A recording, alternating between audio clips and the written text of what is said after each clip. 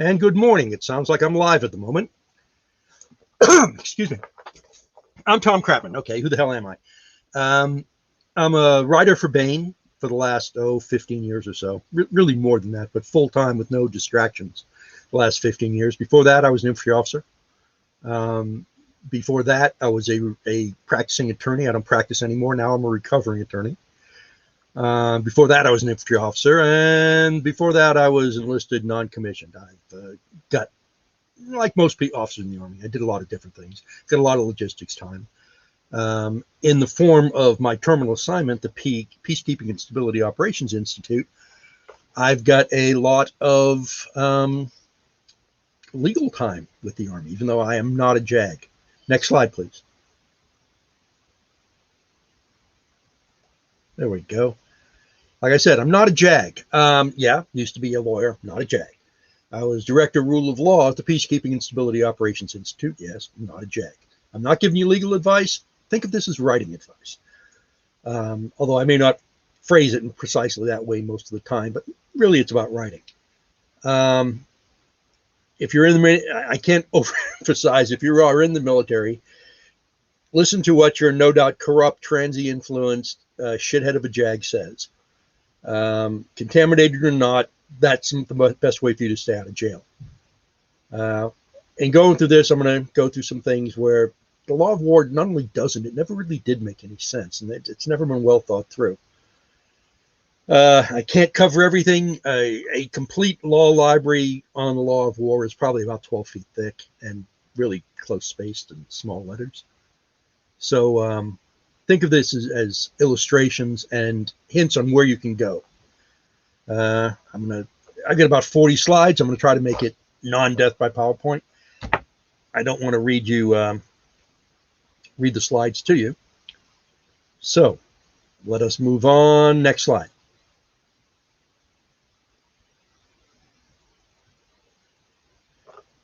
Now there's and we changed. Good. There's a couple of problems that aren't obvious in there. The law of war started out, and I'll go into this in a little bit of depth, more or less grew up traditionally. It was not excessively difficult to stay within. It was tested by practitioners to show that it was, that they knew it wasn't all that difficult to stay in because they had been doing it for a long, long time. We codified it, and I'll tell you now, we codified it for our Civil War. We were the first ones to do that, and largely because of the Emancipation Proclamation. I'll explain that later. The problem with codification of the traditional law of war, the customary law of war, they used to call it the common law of war, is that gave people the idea that if they codified if they codified new law, that it would somehow become customary law of war just because they had codified it and had enough people adopt it in treaties, in positive law of war. There's transient perversions, and I do mean perversions of the law, perversions of the language. Human rights lawyers who really don't understand anything about war, but know that they have feels, and they really want to, listen to their feels. I swear to God, there is an article out there somewhere. I read it, I don't know, probably 3 or 4 years ago, suggesting that non-governmental organizations are a new source of international law. Who the fuck made them God? Next slide. Okay. There were some perversions in language before the transies showed up. And the first and biggest one is military necessity. Necessity for military purposes doesn't mean absolute strict necessity. It means something a lot closer to advantage. It's necessary to win, and to win we have to gain advantage. I think they phrase it as military necessity out of, a sense of aesthetics. They don't want to say, well, we had to flatten this village because it was advantageous to do that. They want to be able to say that it was necessary to do that, even though it's not strictly necessary. Remember, don't forget this part. Necessity means not a lot more than advantage, if indeed anything more than advantage. You'd think humanity is in opposition to necessity. It's really not. If some things are militarily necessary, other things clearly are not militarily necessary or particularly advantageous. So they're kind of complementary. And humanity is concerned with things like fundamental safeguards for people who fall into the hands of their enemies. Particularly civilians, but also the wounded, POWs, military medical personnel, and transportation are in there. Honor. You don't owe the enemy a lot of duties, but you do owe the enemy a duty of absolute good faith. You may not act with perfidy. You may not act in a perfidious manner. For example, you can't pretend that you are dead or wounded to gain an advantage. And you would have seen a great deal of it in World War II with the Japanese, who weren't particularly well versed in the law of war. Ask anyone who lived in Nanking at the time, where they would feign death in the hopes of gaining a short-term advantage. They didn't get that advantage, maybe once, maybe twice. But after that, we just shot everybody to make sure. Something similar actually happened without the Japanese being involved on the Somme in 1916, on the first day of the Somme. The Brits attacked and they were just butchered. They lost like 25,000 killed in the first day. And there were a lot of wounded out on the battlefield, and there were a lot of individuals, whose chain of command had broken down, but they were Brits. They were still tough, doughty little fighters, and they were going to keep on fighting. So they would pretend they were wounded, pop up, shoot, go back to pretending they were wounded, pop out of a shell hole. And then the Germans just did what comes naturally. They machine gunned everybody who was laying out there on the battlefield to make sure.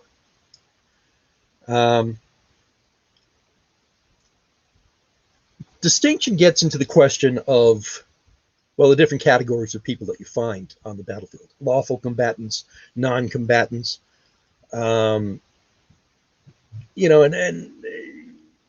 it goes with necessity, and I'll get to it in a second, proportionality.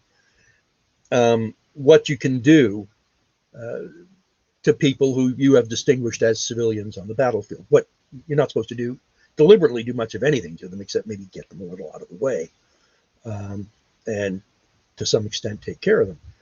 But for example, you've got one enemy soldier in a crowd of 1,000 civilians. Probably not the right thing to call in a B-52 strike on him. You've got one civilian in the midst of 1,000 enemy soldiers. The civilian doesn't provide cover. He does not make them non-engageable. Now, proportionality it's a word that got perverted. I'll get into it a little bit later. But it's really the balancing of military necessity and proportionality that tells you what you can and what you can't do. Again, advantage versus the harm you're going to do to civilians. Now, it's an important point, largely lost on international human rights lawyers, the International Red Cross Committee, transies in general. The law of war works because they never disadvantage one side or the other. When you start to disadvantage one side or the other, you sort of lose the attention of the common soldier, and you don't know what they're going to do. You'll see more of that later. Next slide, please.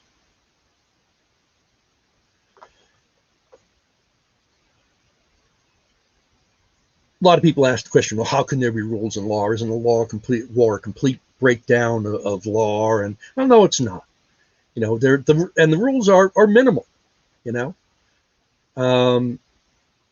because like I just said, a few seconds ago, they don't disadvantage anybody in particular. Now, facilitate the restoration of peace. You do that by not creating excessive hatred by your actions on the battlefield, or more modernly, really, throughout the theater of war. There was really no possibility of peace with Nazi Germany, short of destroying it. Not that we wanted any peace with them until we destroyed them, but if we had wanted peace, we couldn't have had it. Probably. Why? Well, because Dresden and Hamburg and a bunch of other places. There is, however, modernly a problem. Next slide. And if you can hit the button to play that one.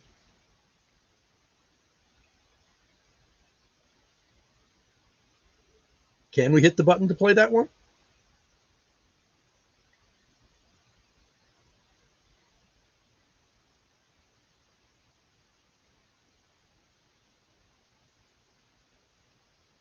No, above that. No, above that. The first one, the guy from 1984. Him.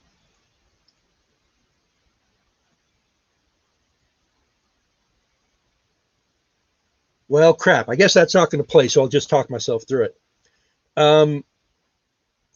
One of the problems with reducing the hatred is that, or keeping it in control, is that modernly, particularly modernly, starting with the First World War, demonization of the enemy has been routine, whether it was honest or not. And that particular clip from 1984, you can find it on YouTube easily enough on your own. That guy is talking about an innocent English village that had been destroyed, and every 4,000, I think it was 4,000 innocent women and children butchered. And, it was probably bullshit. It probably never happened. That was the ethos of Ingsoc and of Oceania and of its opposing powers, if they were indeed opposing, Eurasia and East Asia, that they lied continuously. That happens in war. How can you reduce hatred when your enemy's doing everything imaginable and, perverting every action to raise hatred? And we're not immune either, by the way. Anybody who was involved in Gulf War I and saw some of the propaganda coming out of us, could recognize 1984 in proto form, even though it was a bit later than 1984. Hussein was an asshole, clearly, even though I owed him big time. But some of the things that the Iraqis were accused of by us probably never happened. At least I didn't see any evidence of it. In World War I, I've said it's particularly in the last century, plus a bit, we did all this kind of thing, us and the Brits, to keep up the home front. Big downside. When your enemy is finally beaten and makes peace, you can't tell your civilian population that, we're going to treat them gently. No, you've convinced your civilian population that they're animals and must be punished. And they will demand that you punish them. And that leads to interesting things like Versailles, then, following close on Versailles, Adolf Hitler, following close on him, World War II. So, it's not just a two-edged sword. It's a completely uncontrollable two-edged sword. And it continues. Next slide. Yeah, green helmet, right? That kid who got used in about 50 different pictures as if it was 50 different kids. Everybody does it. Everybody lies. How do you keep down the hatreds in those circumstances? Next slide. Can you get that one to work?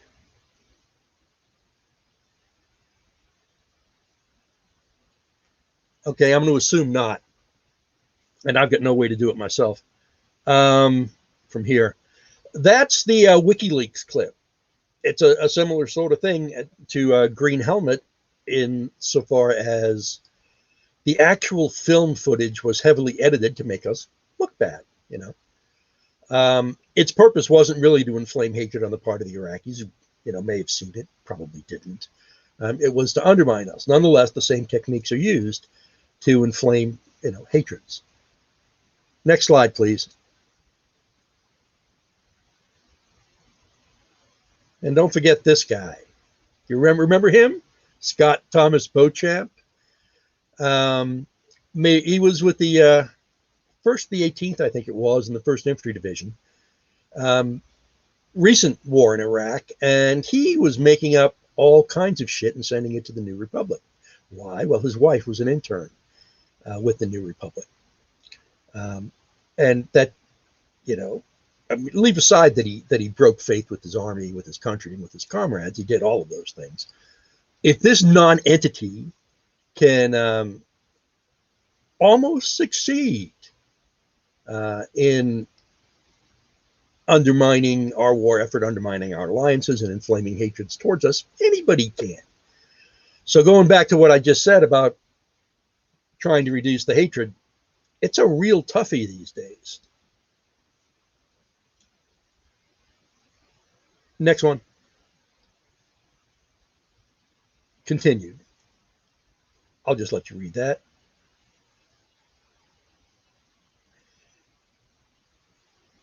But disciplined and efficient use of the military. Well, I mean, was destroying a French village of about 640 something people on one afternoon at Oradour-sur-Glane really the best use of the 2nd SS Division's time?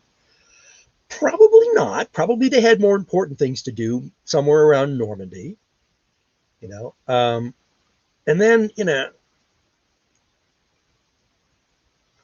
if you let soldiers go absolutely wild, they may enjoy it for a while, but they may just become psychiatric casualties too. And I'll give you one example of that. I hesitate to call them soldiers, or I suppose some of them technically were. The Einsatzgruppen, of which there were 4, I think, A, B, C, and D, on the Eastern Front. Might have been 3, A, B, and C. Massive. What they did is they machine gunned Jews and gypsies and anybody that they thought might be an inconvenience behind the lines into ditches, such as at Babillard. They killed about 30,000, mostly women and children. So a lot of men too, but mostly women and children. Right? Mostly Jews, and massive psychiatric casualties among the guys who did that sort of thing. There was a police battalion. I think it was the 104th or 105th Police Battalion, and it was made up of cops. They'd been civilian cops, and they were used for exterminating Jews, and they had a large number of suicides, particularly of guys who just, they might have done it once and realized they can't do that again, and they'd shoot themselves before they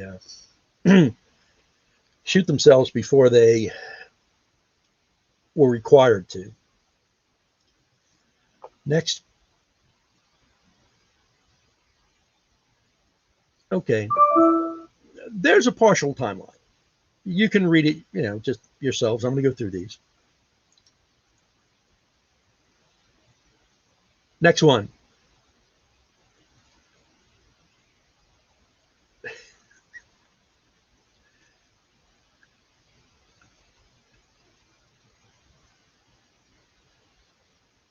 Okay, I think they've had enough time. Next. That used to be the rule.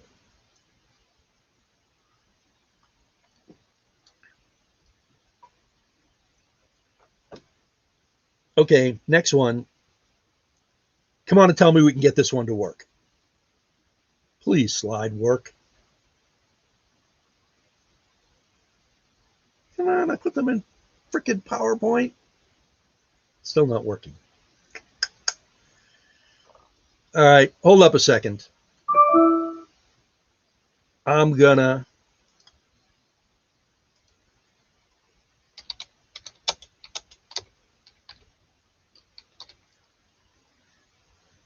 read it to you. Oh, yes, I am. Not that one, the next one.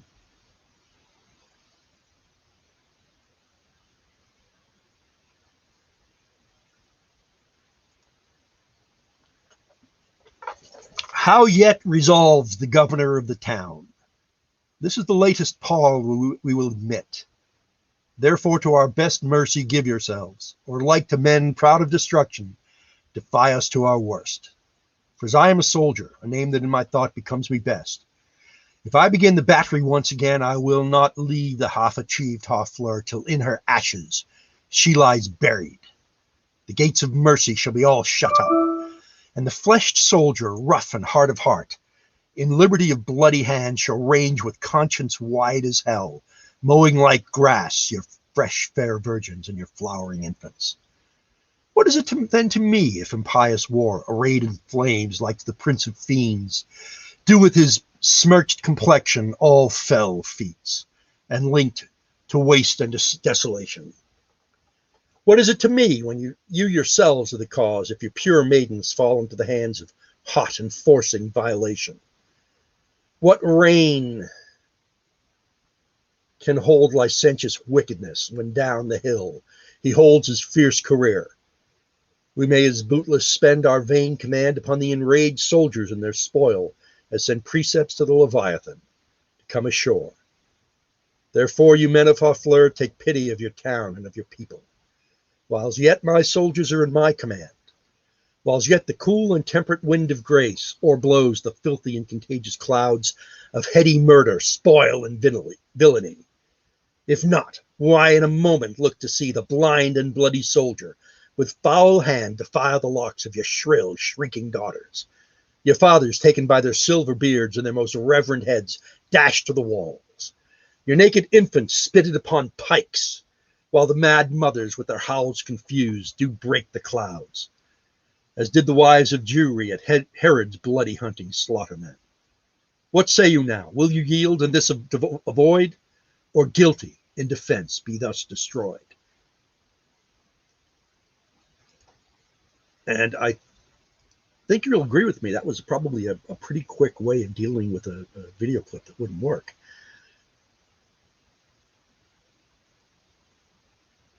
The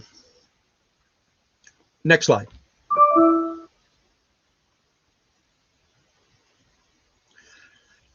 Henry knew all that stuff was going to happen because, well, besides that it had happened many, many times in history previously, he knew his army, he knew his soldiers, he knew people. It was going to happen because when they went into the town, they were going to be anonymous. No one was going to see them.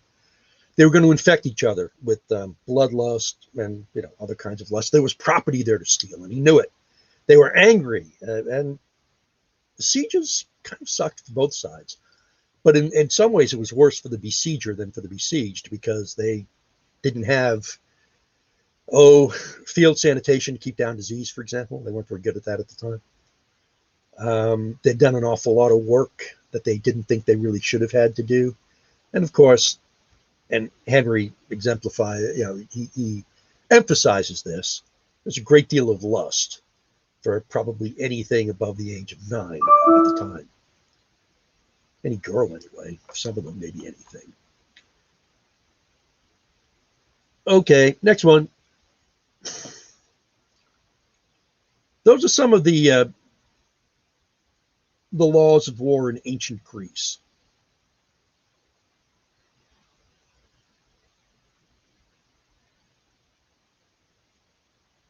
Give you a few seconds to read them.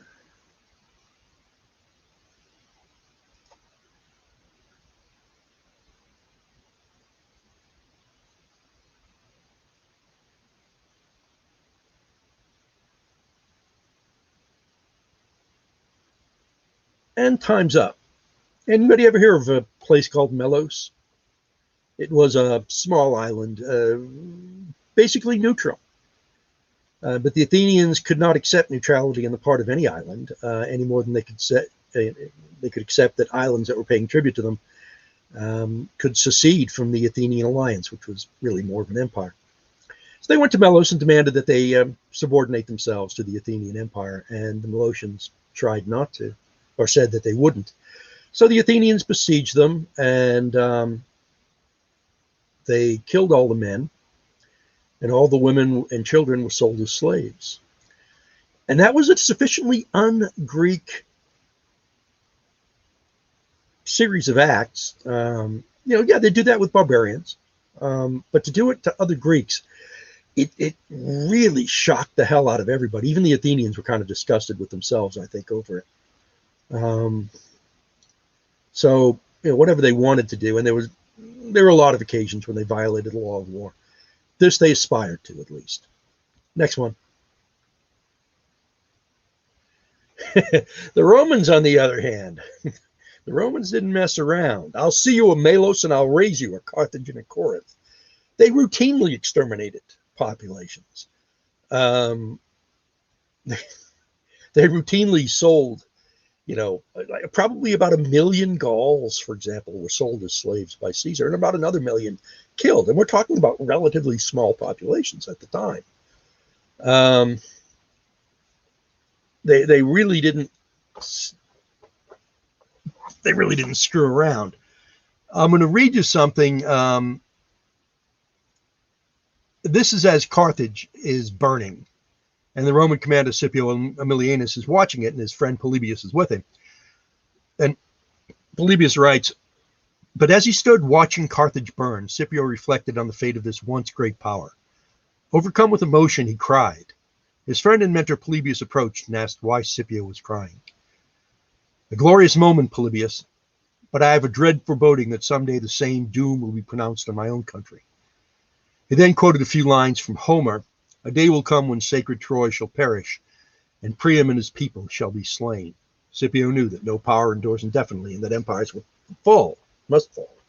But note, Scipio's not crying about what he's doing to Carthage. He really doesn't care what he's doing to Carthage. And he was neither better nor worse. He's probably better than most Romans, actually, but he didn't care. No, he just didn't want it to happen to his own people. That was the Romans.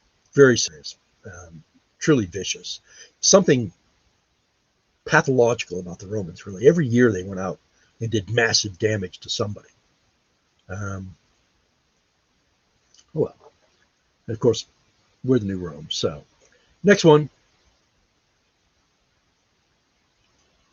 Yeah, go ahead and the Bible is full of, and it probably doesn't do religion. I'm religious myself, by the way, but it probably doesn't do religion as a whole, or Christianity as a whole, or Judaism as a whole, much good, as far as what people think when they read about the effective laws of war in the Bible. That whole kill them all. Yeah, it was like kill everything that breathes, even the animals, so that you will not be contaminated by paganism. But even where they were being relatively gentle, where a city that they were at war with surrendered, they still became serfs, in effect. And of course, if they refused to surrender, then it was kill the men, and women and children become slaves. I suppose that's, in some sense, better than killing everything that breathes, but it's not hugely better.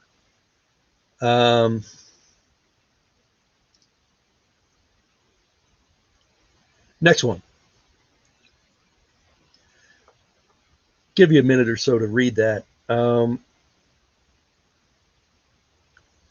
personally convinced that ISIS, Daesh, to some extent the Taliban, to a large extent perhaps the Taliban, and the various Muslim movements of Muslim lunatics. If Muhammad were to come back, the first thing he'd do is reassume power over Islam.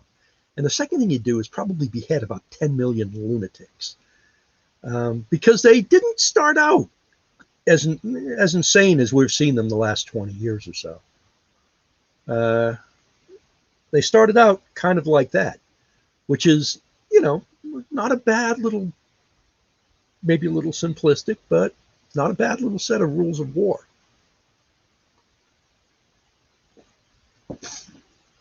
Next one. Yeah, we can talk about chivalry, but chivalry was for the chivalrous, which I don't mean as those who acted with chivalry, but those who were in the class to whom chivalry applied. The knights, and I suppose the term was sergeant, their immediate assistance in battle. They were, for everyone else, you were kind of screwed. Now think about this for a minute. The knights were armored, trained. All they really had to do was train, really. The foot soldiers were unarmored. They couldn't generally fight hand to hand, at least not until they redeveloped discipline in the Swiss phalanx. So when you were using a bow or a crossbow, you were taking away their advantage, and they really objected to that because they were real people and you weren't. So they'd very frequently just kill you out of hand. So next. Yeah, things have improved. They have. They truly have. Next. Go ahead and take your time reading that. That's from the Lieber Code. The Lieber Code was developed at the behest of Abraham Lincoln, possibly as a result of some things that were happening as a result of the Emancipation Proclamation and the Union's recruiting of black troops.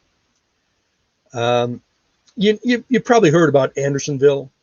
Yeah, I'm sure you had. Most of the people watching this would have. Well, we tend to lead over why Andersonville.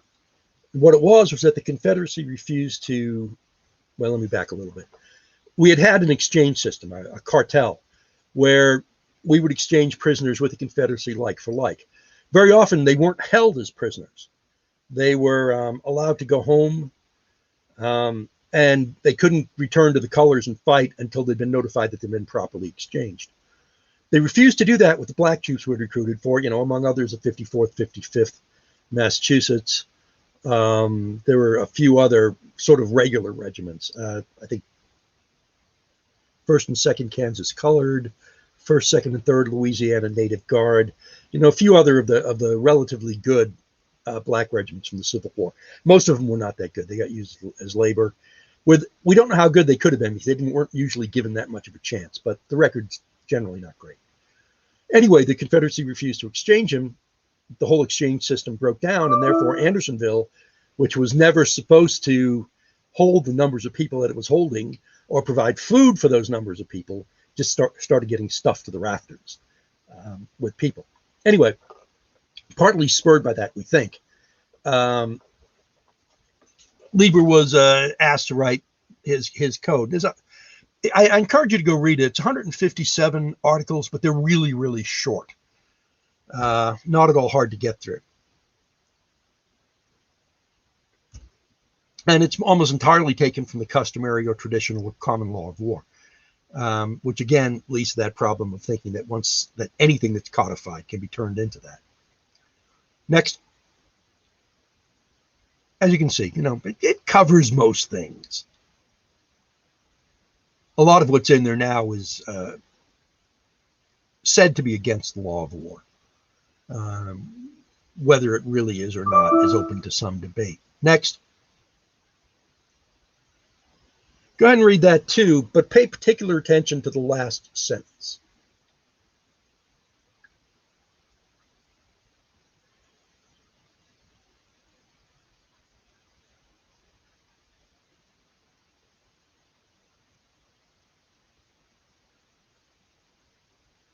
Note that comment on not breaking good faith.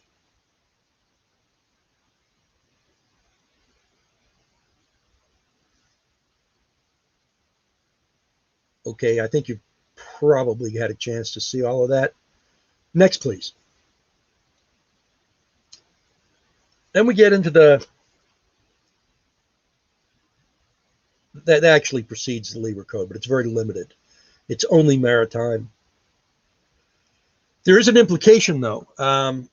In order, on the blockade, Lincoln actually made a mistake on the advice of his Secretary of State, I think it was, Seward, to declare a blockade of the Confederacy's ports. Because it was not effective for about 2 years, it wasn't legal. So there was no problem with people trading. The better way to have done it would have been to just issue an order that the ports were closed. And then we could have treated people who went into those ports somewhat harshly, at least. Next. Oh, no, we never signed on to the Declaration of Paris, largely over privateers. not having much of a navy at the time, we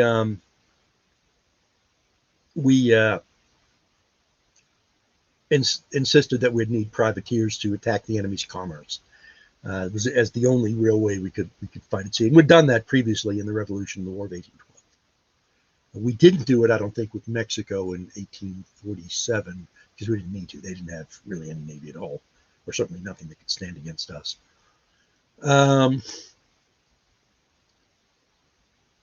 Yeah.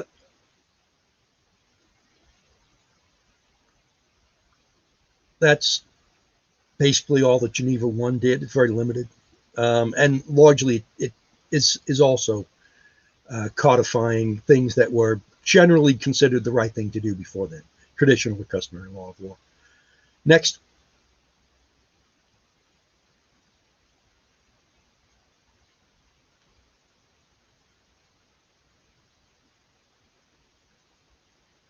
Again, limit the suffering, limit the unnecessary suffering, the useless suffering. But there's an oddity in there, and I'll get to it in a second. Next. No explosive projectiles of less than 400 grams weight, and those other two actually go with that. So how do we get away with a 40 millimeter grenade? Oh, this, by the way, was taken up later in Hague. How do we get away with a 40 millimeter grenade? It weighs about 184 grams. There's a couple of ways. The Declaration of St. Petersburg, I don't think we signed that one either.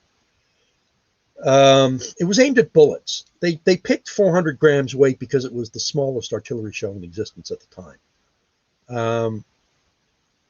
So we can say, well, you know, this is just a kind of projectile that's outside of the intent. That sort of works. We can also say that it's not. It is a grenade. You know, it's a little bomb. It's not intended to hit someone, penetrate, and then explode. It's intended to hit near someone like any other little bomb, mortar shell, artillery shell, and then explode and do its damage that way. It's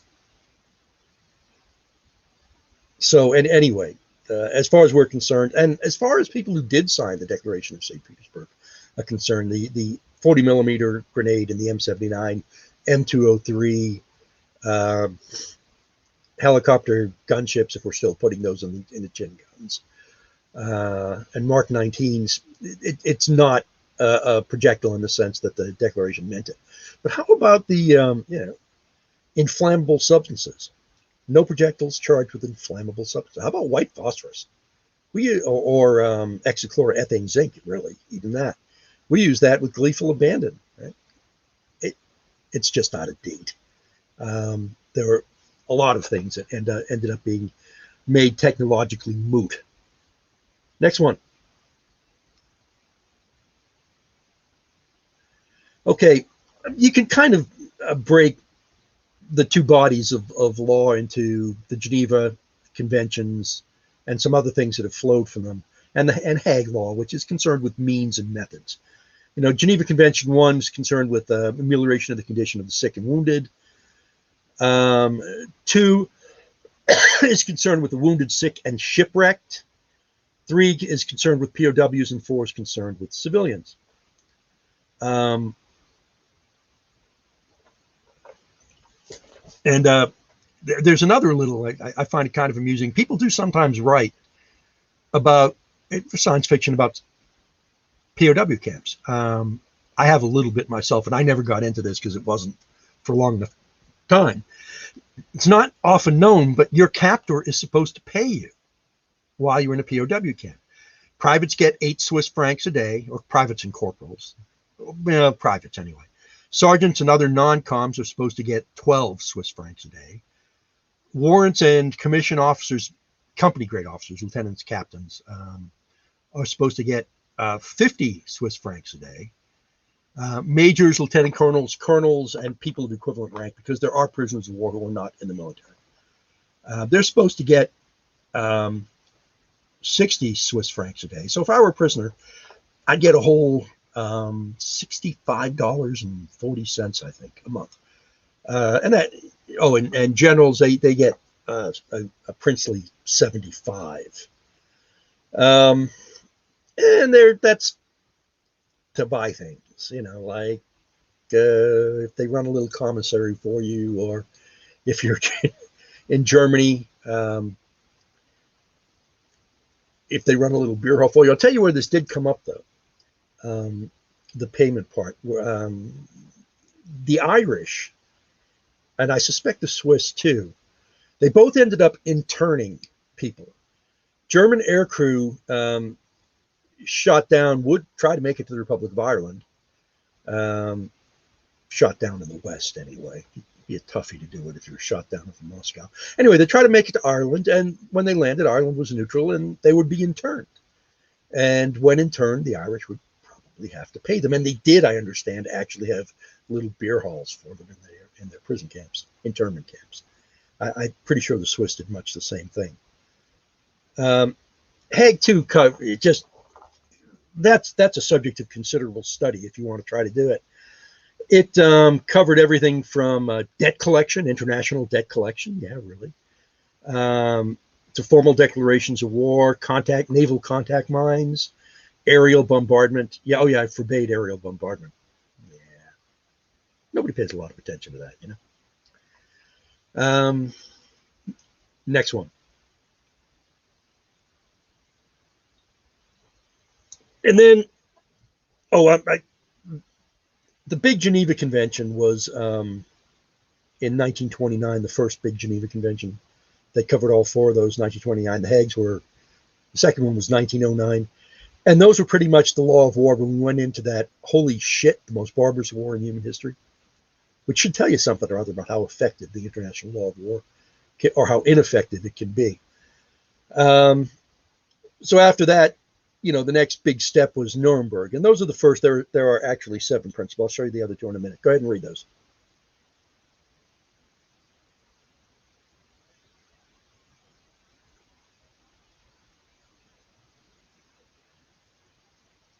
Now note here that the Nuremberg Principles were made up out of whole cloth for Nuremberg.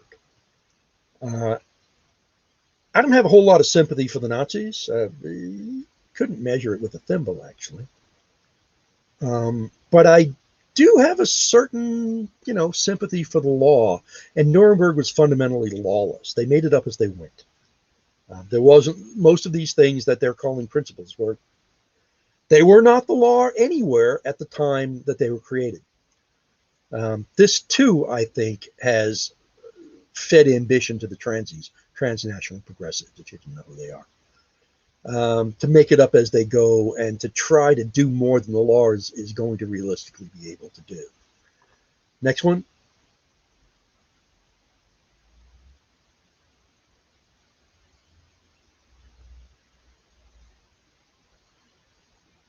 Now you'll see something coming up with Nuremberg too that pops up in some later things. Some of these were already crimes. Rape was already a crime. Murder was already a crime. Ill treatment of POWs was already a crime, if your side had signed on to Geneva 4. Killing of hostages was not so much of a crime. There's a little nuance to that one. I'll get to the nuance. We had a number of trials that sort of, they're post-war. They kind of revolved around Nuremberg. One was the High Command trial, where, U.S. v. Ritter von Lieb, for example. It was, we found him not guilty. He was charged with a war crime insofar as he had his artillery fire at Russian civilians trying to escape Leningrad, where everybody was starving. And the fact was that it wasn't unlawful to do so at the time. It wasn't unlawful for us to do so until about 6 years ago.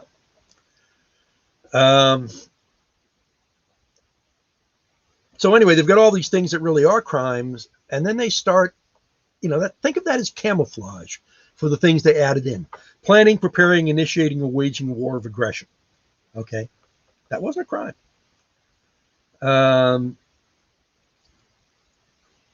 Waging a war in violation of international treaties. Well, you can withdraw from any treaty. unless it in its own terms, and they almost never do, says that you can never withdraw from it. If they did say that, then people would never sign on to the treaties. You know, some of those crimes against humanity in 6C, yeah, they were crimes beforehand. Some of them were not. Yeah.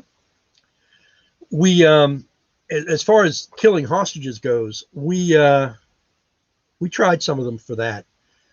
And what we came to, our legal conclusion was that it is not necessarily illegal to take and kill hostages back in 1945, 46, 47. But that they had to have some relationship to your enemy or to whatever it is that you took them as hostages against. They can't just be grabbed at random. I'll tell you, that thing in hostages is one of the easiest things to get around. Nobody bothers because it would be so politically incorrect to do so. But take the last 20 years of war the United States has been engaged in. Virtually every one of our enemies has been engaged in a conspiracy, just by the fact that they joined, to wage war in an illegal manner. A conspirator is responsible for every crime committed by every member of the same conspiracy to advance the purposes of the conspiracy. Therefore, virtually every prisoner we took, we could have executed. Perfectly legal. You're supposed to wait 6 months after the trial to execute them to see if you change your mind, but we could have executed them. Well, if you want to do hostages, you do it like this. Let's say there's a town in Iraq, and we've got 100 people that we've grabbed from there, and grabbed in arms, but illegally so. And we've tried them, and we've sentenced them to death. We put up a roster of 10 names. An IED goes off and kills one of our men. We take those 10 men who are already legally sentenced to death, remember, and we hang them in the public square. We don't have to say why we hanged them. Everybody's going to know why we did it. And then we post a list of another 10 men. Okay. It does the same thing. It is, in effect, executing hostages, but it's perfectly legal to do it that way. Next. Now, here's where the transies come in, and they really screw everything up. They're trying to control law. They really believe too much in the efficacy of law. I'll give you an example of that. If they had everything that they wanted, and they really want to disadvantage the West and the West's militaries as a matter of ideology, I think. The more they disadvantage the West, the less our soldiers actually will respect the law of war. And that leads to things like My Lai. I had one of my platoon sergeants in the 2nd Company I commanded in the Army. It was Mech Battalion HHC. I had the scout platoon, the mortars, medics, commo, mess platoon, maintenance platoon, supply and transport platoon, and the staff sections and other odds and ends.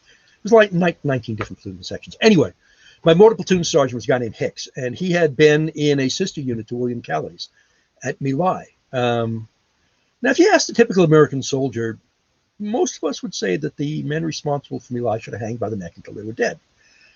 And Hicks was not of this opinion. And I want to add to this that he was a really nice guy. You know, he's a good platoon sergeant, very fine, fine platoon sergeant. But he said, no. In his opinion, it was a legitimate act of self-defense to have killed all those civilians, however many, 248, 348, something like that, in My Lai.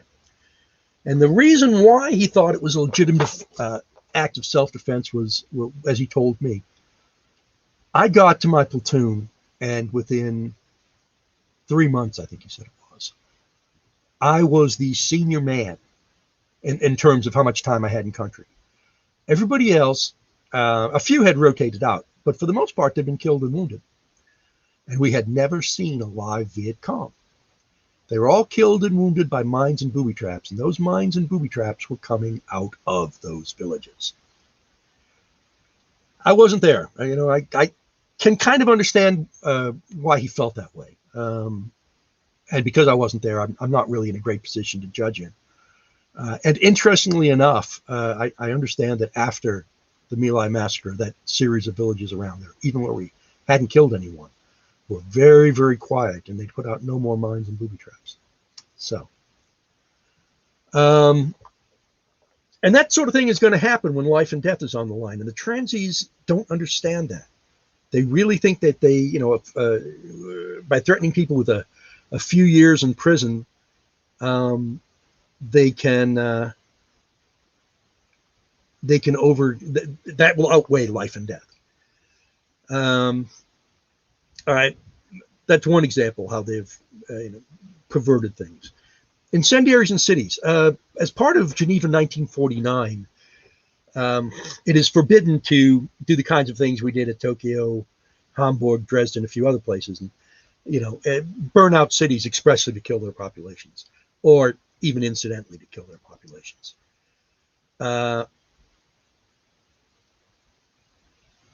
But if you go back to the second Fallujah, I think it was, where we used some smoke, white phosphorus, to create smoke. There's very little to burn in an Arab city, okay? They don't use a lot of wood, mud brick.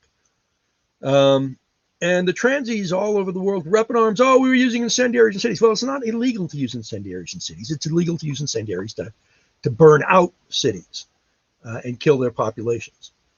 There's a rule now against starvation. You can't, as the Germans did at Leningrad, and has been done in sieges since, well, as far back as we know. You surrounded the city, you cut off food. If you could, you cut off water.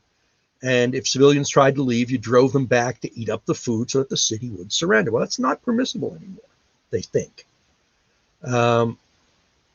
Remember what I told you about hostages? There's still ways to do it. Well, I illustrated this in, I think, Carnifex. I think it was in Carnifex. In a town that I referred to as Plumbadetta, which is, by the way, just another name for Fallujah, an old name. My main character did not starve the city. Oh, no. He simply cut off the food until he was sure all the food was gone, and then he let the civilians out. But the enemy was still left in there and starving. So, he asked a question of one of the characters who's based on a real woman named Nancy Lindholm, I think what it was. She was with Mercy Corps. She said, you can't do that. You're not allowed to starve civilians. And he says, really? Well, at what point in time does that rule kick in? They're not starving now. They won't be starving until there's no food. So, I can keep them in there until there's no food. Broadly, too, they don't understand war at all. I mean, they just recoil from an understanding of war. You can read almost anything they've written on the subject, and you come upon massive ignorance. They can cry and they can whine about some of the horrors of war, but they don't understand war. So they don't understand why customary, traditional, common law of war worked. The big thing is it didn't disadvantage anybody too much. Okay, next slide. Oh, and this is two of their biggies. The ICC, a product of what is called the Rome Statute, and the Protocols Additional. If I were the president, I would make it my foreign policy job one to destroy the ICC completely. And job two would be to revoke our alliances with any allies who have signed on to the additional protocols. If you get the additional protocols, sorry, we can't be allied. Why? Because when they show up to help us in the usual trivial way that they do, they drag these protocols along with them. And that means that we have to, even though we never signed on to these things, if you look in the DoD Law of War manual, we follow them even though we haven't signed on. Why? Because our allies have. And if we break the rules of the traditional protocols, we've involved them as accessories before the fact to what are war crimes in their domestic law. Okay, next slide.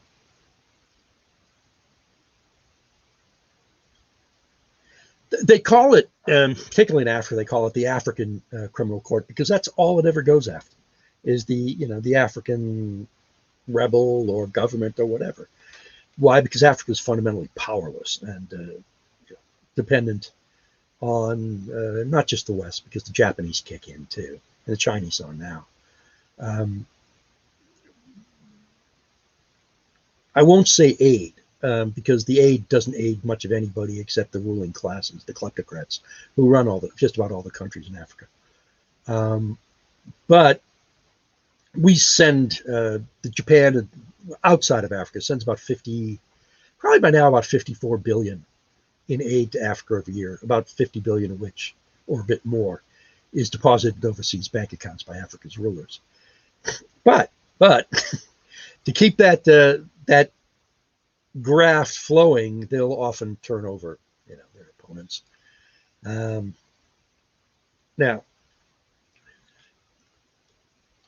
the ICC claims universal jurisdiction over certain crimes that are considered so heinous that universal jurisdiction is appropriate, as it was appropriate against piracy. Here's the problem with that. Piracy was in practice about indistinguishable from privateering, and yet privateering was not subject to universal jurisdiction. Privateers were still under a sovereign. It's the fact that they're not under a sovereign that makes piracy a subject to universal jurisdiction. Because nobody's in charge of them. There's no one you can go to and say control them, right? So the ICC's argument for universal jurisdiction is a lie. Okay. Nuremberg was not an exercise in universal jurisdiction. Nuremberg was an exercise in German sovereignty exercised by the victorious Allies for a Germany whose sovereignty had been crushed by conquest and war. Okay. And if the ICC, mind you, they go after Africans rather than Europeans, say, because Europeans aren't as powerless. There's a special tribunal for Yugoslavia. The Europeans aren't as powerless, and they generally follow the rules, which Africa does not. But ultimately, I think the goal is to get control of the civilized world's militaries by being able to hold the politicians, the civilian leaders of countries, and the military leaders accountable to this panel of international jurists and bureaucrats. I mean, if you can punish, then you control, which is why we won't do it. And we do, in fact, have a conditional declaration of war in place. It's called the American Service Members Protection Act. And it's a conditional declaration of war. It's authorization for the president to use military force against anyone, really, although he has a little bit of discretion with NATO members, who attempts to grab our people to turn them over to the ICC. Now, I think the Europeans understand, we're serious, so they've never tried to do this. With the exception of one piece of shit Spanish corrupt, I understand, judge named Pedraz, or Pedraz Santiago, something like that, who wanted to exercise universal jurisdiction on his own behalf, not on the ICC's, to go after a tank crew, a company commander, and a battalion commander for a tank that fired on a building which was believed to be held by the enemy when we first invaded Iraq. And I think was, in fact, held by the enemy. And we opened fire and killed a couple of Spanish citizens working for a news agency. Shouldn't have been there. Or if they were there, they were taking their chances.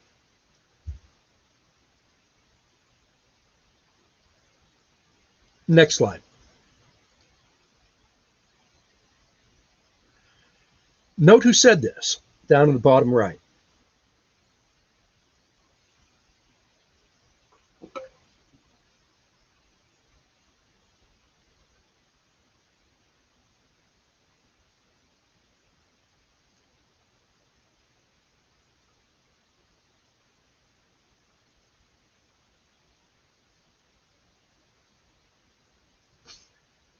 Now, at this time, note that South Africa was still, broadly speaking, in the Western camp, and for varying reasons was important to our continued resistance to communism. Next slide.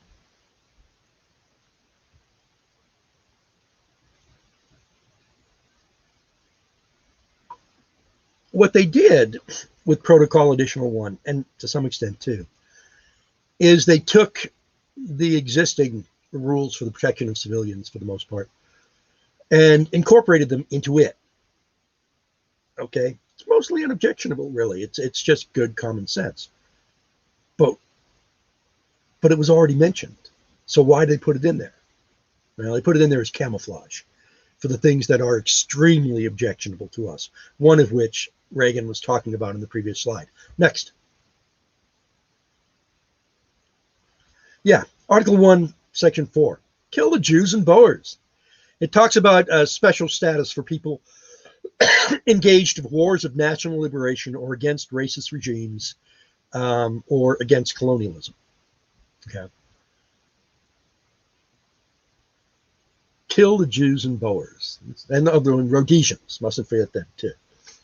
All right. Oh, let me backtrack a little bit. The protocols additional, at least 1 and 2, I'm not sure about 3. These were not things carefully crafted not to disadvantage one side or the other. Okay. These things were made up by the Soviet Union and pushed through in 1977 expressly to disadvantage the West and give aid, comfort, and assistance to guerrillas and terrorists at a time when guerrilla warfare and terrorism were seen to be extremely useful weapons to use against the West. Okay. Nobody who is serious about war, no army that's serious about war, no country that's serious about war, even if their army is serious about war, has adopted it. Or if they have adopted it, has paid it the slightest attention whatsoever. Okay. Now, guerrillas are usually war criminals. We don't like to say that. Oh, one man's guerrilla is another man's freedom fighter. Well, no, the guerrillas are usually unlawful combatants. And they're unlawful combatants because they don't meet one or all of the 4 terrorists too, of the 4 requirements for lawful combatancy. Be part of a regular armed force or a legitimate state militia. Or you have to wear a fixed insignia recognizable at a distance, carry your arms openly, be under a chain of command responsible for your action, and operate in accordance with the laws of war. Okay, that was that conspiracy to wage war in an illegal manner that I was talking about. Well, additional protocol 1 and 2 also give special protections to guerrillas even though they don't follow the rules for lawful combatancy. Moreover, it forbids you from engaging them unless they're engaged in an active operation. You can engage them when they're going to an operation, from an operation, but when they're at home eating dinner, you cannot. Right? Like I say, we haven't signed on to this. It's bullshit. And while it gives this status to guerrillas, who are engaged in a conspiracy to wage war in an illegal manner, it does not give the status for what they call mercenaries. Kind of interesting. Even if the mercenaries are under a chain of command, even if they are wearing a fixed insignia recognizable and different, even if they're carrying their arms openly, and if they're operating in accordance with the law of war. Well, why does it do that? Because it was trying to disadvantage the West, in this case in particular, in Africa, where mercenaries had been extremely effective because African armies are almost uniformly so ineffective. No reprisals. Reprisals is a special subject. It pops up here and it pops up in other places, at least by inference. The problem with forbidding a given kind of reprisal is that it is also carte blanche for the enemy to engage in a given kind of war crime. Okay, the reprisal. I'll get more into reprisals later. Okay, look at Article 51.7 there. No human shields, right? Well, that's fair. We got a little. We gained a little. We gave up a little. Yeah, no. He's not supposed to do it, but if he does, there's not much you can do about it. Remember that one soldier I mentioned in the middle of 1,000 civilians? Yeah, you probably can't engage it. You probably fail of the necessity proportionality calculation. And it forbade starvation of civilians. Well, I told you a way to get around that already. But here's the problem. What if you don't have time? You know, to surround a city and besiege it takes a lot of troops who may very well be needed somewhere else. If you don't have time to starve them out, the way I say, you have to assault and take the city to free up the troops. And if you do that, you're going to kill a lot of civilians. And of course, yeah, no apartheid. Again, you can't build I don't think the Soviets were thinking about walls when they pushed this through, but that's how it tends to get interpreted lately. Nope, the Jews are engaged in apartheid. No, they're bad people. Well, yeah, they are. Maybe they are. You know, at least they're rough people sometimes. But they know what's important, and keeping your kids from being turned into strawberry jam in pizza joints, yeah, that's important. Next slide.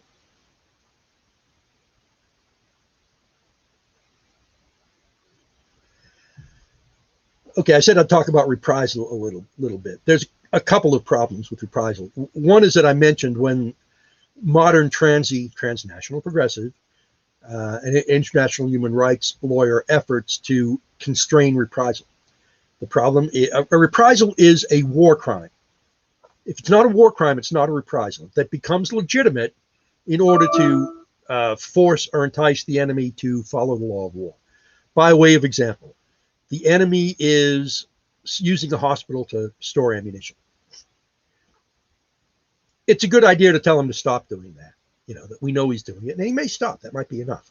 But if he refuses to, then you can reprise by, for example, blowing up that hospital, killing a bunch of otherwise protected, wounded medical personnel. That'll teach him, and it probably will.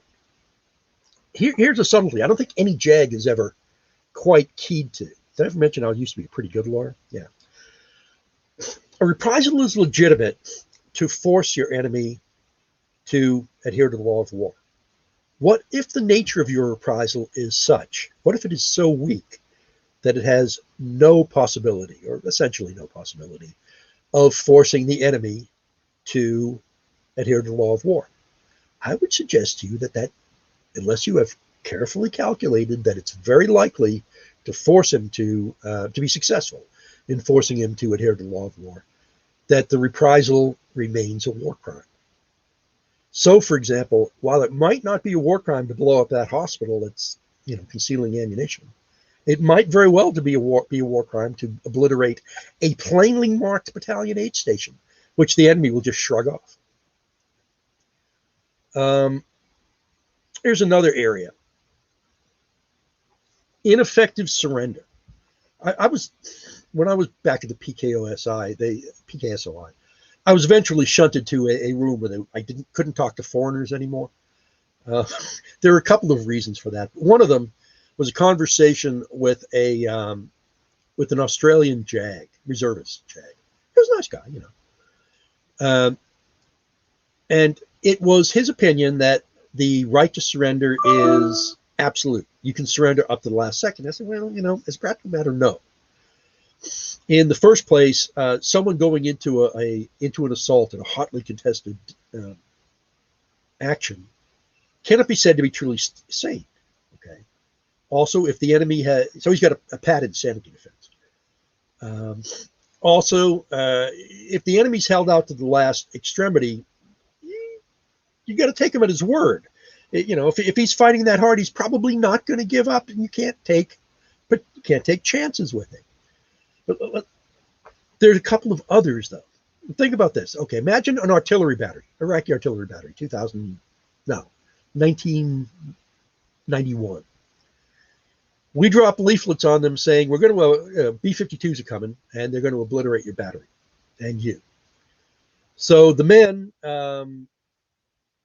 drop their weapons, strip off down to their white underwear, and start waving white flags around. And the B-52s come by. Do they accept that surrender? No, they can't accept the surrender. It's a physical impossibility for them to accept the surrender. So, of course, they obliterate those men anyway. This is what I call the doctrine of ineffective surrender, when it just can't be done. Something I don't think JAG is ever, again, keyed to. Now try this one. You can engage paratroopers descending from an airplane. Picture a paratrooper who is he's about 500 feet up, and he takes his helmet and he throws it off. He throws his rifle down. He drops his Weesey bag, and he pulls out a little white flag and he starts waving it like hell. Can you engage him? I would say not. He's surrendered, except for one thing. What if the wind picks up and it starts blowing to him to his own lines, where he will be rearmed, re-equipped, and sent into battle? Can you engage him then? I think you can. I think his attempt at surrender was ineffective. It was a technical impossibility. Okay, now let's go to pilots who bail out over their own territory. Actually, on let me see if I got the date right. I think I do. I think it was on around August 1940. Air Marshal Hugh Dowding and Churchill were having dinner, and Dowding pointed out that he didn't use the term I did, ineffective surrender, but he said, of course the Germans can shoot at our fighter pilots who bail out over in England. We're just going to put them in another plane and send them back up again. And Churchill was truly appalled by that. But Dowding was probably right.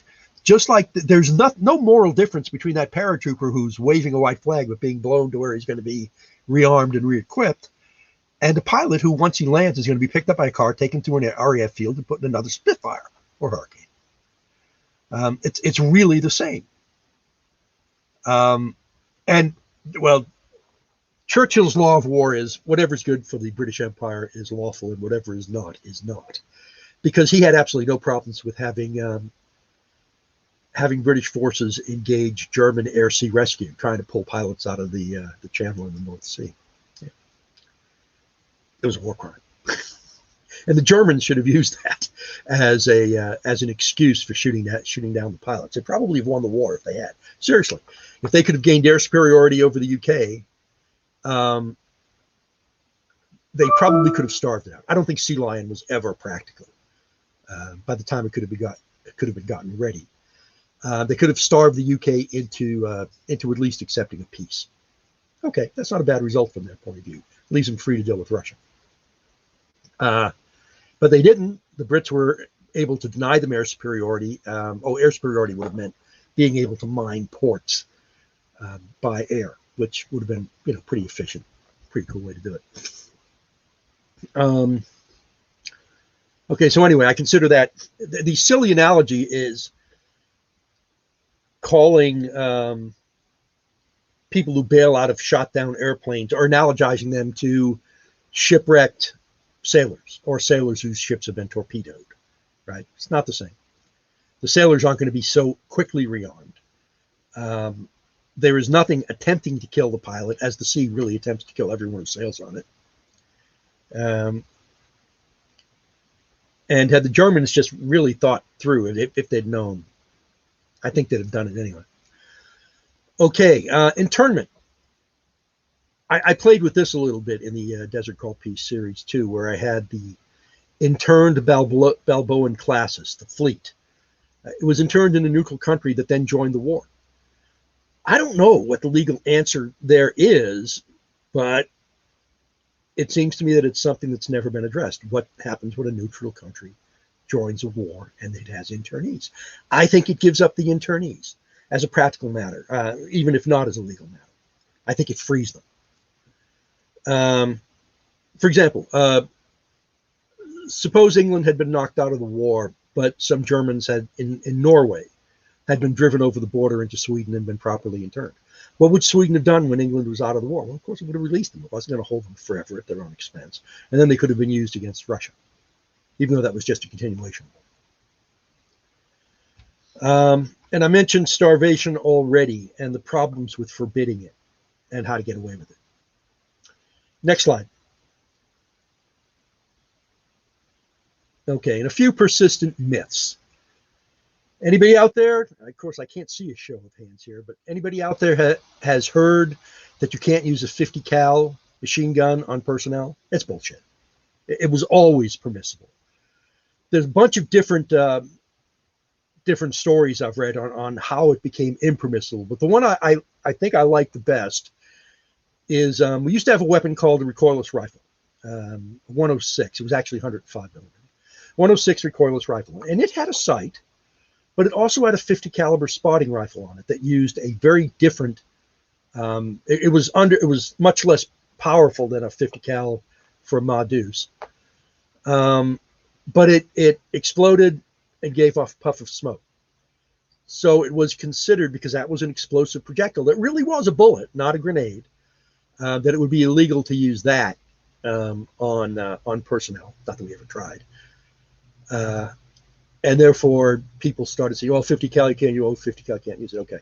However, there is a round called the Raufoss. I think it's from Norway.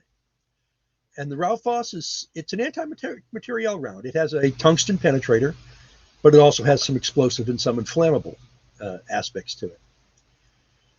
And, that's pretty clearly, in my opinion, within the Declaration of St. Petersburg and Hague, too.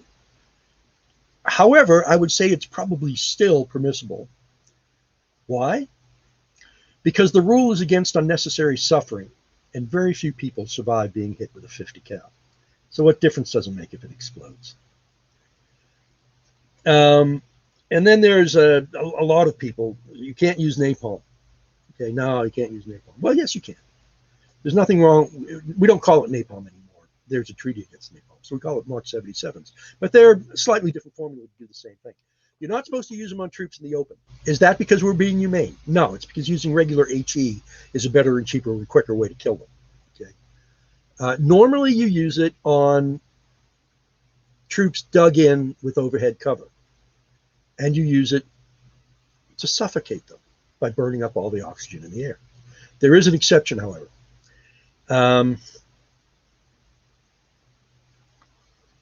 You can use napalm closer to friendly troops than anything except a 20 millimeter cannon, because it hits and it flows in a very predictable linear fashion. You saw, if you saw the movie We Were Soldiers once, or We Were Soldiers, whatever the title was, about the Iadrang Valley, Hal Moore's battalion. That was a mistimed napalm strike that just fricasseed some of his men. That happens. But you can use napalm on troops in the open under those circumstances, because it's not excessive to the purpose, because you're just trying to keep your own alive. But somebody just out there, in the middle of nowhere on a patrol, no. Flamethrowers is somewhat similar. You only get a few seconds of fire. You don't use it on people in the open. You can just shoot them using munitions that are a lot less bulky and weighty and considerably more efficient. You use napalm I use flamethrowers on fortifications. Why? To suffocate people inside, which is perfectly legal. Okay, and then this popped up very recently, when Hamas threw however many thousands of rockets at Israel from the Gaza Strip. All the international human rights lawyers were out there screaming about proportionality when the Jews struck back. Well, no, they're just perverting the term proportionality. Proportionality refers only to the harm versus the advantage. All right. It does not mean that you can't use more force than your enemy used on you. All right, next. Oh, wait, no, go back one, please. All right. There's something, it pops up in Cornell's Falkenberg series sometimes, and it refers to captives of war, and that's people who have no legal protections. It doesn't really exist in the same sense that he was using it there. So don't think there are people that you will capture that can just shoot out of hand. There is no provision whatsoever for shooting anybody out of hand. Everyone, the worst war criminal that you may capture, is still entitled to a trial. Okay, next.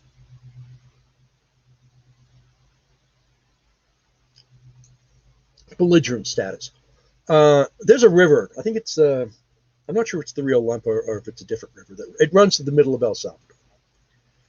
And the guerrillas in El Salvador, while the war was going on there for about 10 years, tried desperately to knock down all the bridges over this river. And it wasn't really to keep the government forces from crossing the river. It was to establish that they had established a zone where they were the sole ruling effective government. And that would have given them belligerent status. Belligerent status is, it allows you to do a lot of things. You can trade, you can have diplomatic relations, you can buy arms openly. And so it's something that guerrillas in particular will strive for. Lawful combatancy. There are 4 requirements. I've already mentioned them, but I'll mention them again. Fixed distinctive sign recognizable at a distance. It doesn't have to be an emblem, okay? The mere fact that if you're wearing LCE and a helmet, even if you've got no insignia anywhere on your body, that puts your enemy on notice that you are a combatant, okay? And that's really the gravamen of the thing. That's what's really required, is not breaking the distinction between civilian and soldier, okay? For the protection of civilians.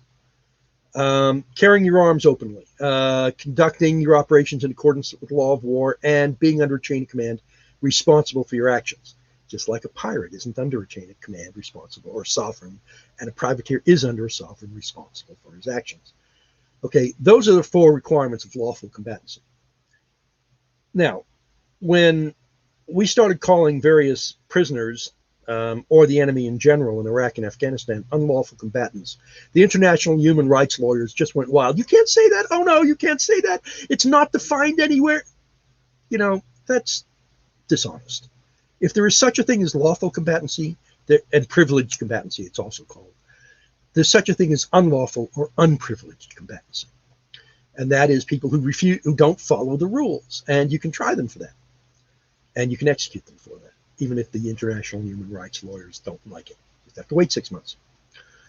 All right, and levy en masse. And here's this, I waffled about where to put this, whether to put this into things that weren't particularly well thought out, or to put it here, and I finally decided here. Levy en masse is an exception to the requirements for lawful combatancy. For 3 days, a people can rise in arms to attempt to repel an invader. They don't have to be under a chain of command, because it takes a while to formulate one of those. They don't have to wear a fixed insignia.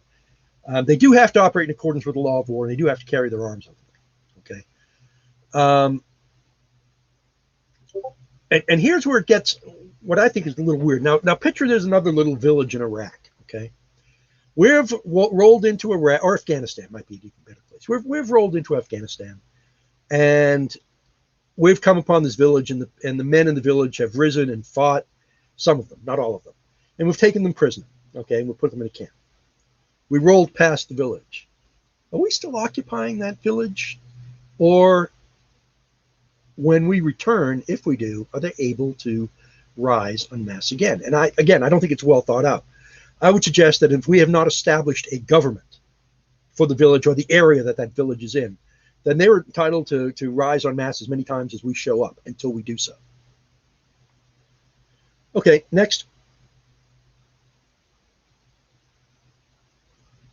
And just some further reading. And I timed that within about 93, 94%. I think that's pretty good. Any questions you have, I will be standing by.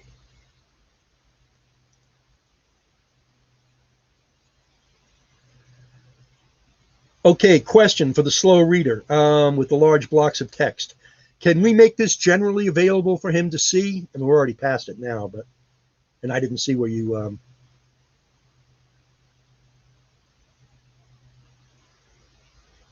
Okay, great. I think that covers him there. I'm open for questions. Oh, one other thing. If you watch this and your name is on a roster, and you have a question that is kind of involved, you can send it to me at nrvlaw@aol.com, and I will attempt to answer it. If you did not, however, if your name is not on the roster, no, I'm not going to answer your questions. But I will answer any questions you might have right now if I can.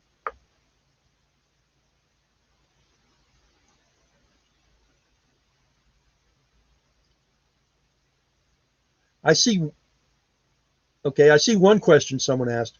If you start to disadvantage one side or the other, you lose the attention of the common soldier, and then you don't know what they're going to do. Correct, except that you're not going to like it.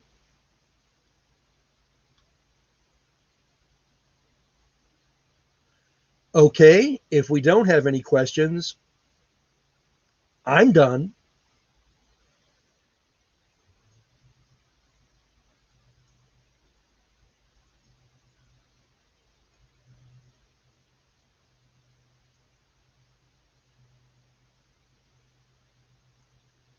Oh, I don't want to. I hate pimping my own books. The guy who's running this, folks, for those who are watching it, says I should pimp myself and my works. I really don't like pimping my own books. I've written about, oh God, I think I'm up to about 16 novels by now. Caliphate, which is about what happens if the United States ever gets nuked by Islamic terrorists. It's particularly what happens in Europe. Although a lot of unpleasant stuff happens with us too. A Desert Call Peace, the first book I had published, and that was actually, I don't like that book that much, to tell you the truth, although it seems to be, it's a freebie, if you want to read it. It seems to be holding up fairly well. I turned it into a freebie when Hillary Clinton was running for president because someone much like her figures prominently, and I wanted to keep her away from the White House China. The mega work so far is A Desert Call Peace, and it's been called 911 in Space. It's a little more than that. I wrote it as a one-stop shop for Art of War. If you read it, you've had a pretty good course on Art of War from A to Z. 3 kind of fun books that aren't science fiction at all. The Countdown series. 4th book is being worked on. 3, in theory, I wrote them with John Ringo, but in fact, it didn't work out exactly that way, or much that way. Watch on the Rhine, Yellow Eyes, and A Desert Called Peace. And a novella I've got out, Big Boys Don't Cry, which is about, giant sentient tanks. That's being turned into a novel with a British woman I know. Let's see, what am I missing? That might be it. Then, okay, having dirtied myself by pimping my books, I think I'll sign off. See you around, folks.